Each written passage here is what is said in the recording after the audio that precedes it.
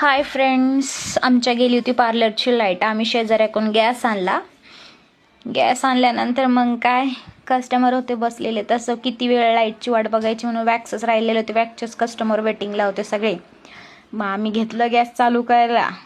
त्याच्यावर वॅक्स ठेवा म्हटलं, वॅक्स आणायला लावलं की तिची स्टुडंटही आणली वॅक्सचा डब्बा आणायचा, तर हे लाईटीचं मशीन घेऊन आली येडी. मग आम्ही वॅक्स ठेवला त्याच्यावर.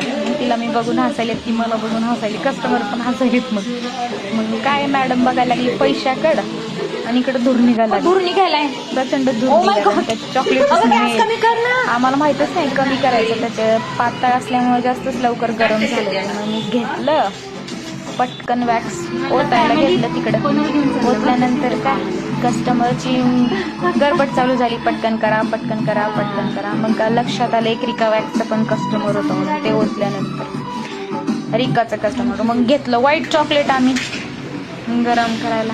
काय कामं झाले आज, लाईट पण नाही काय नाही. कसा वाटला ब्लॉग नक्की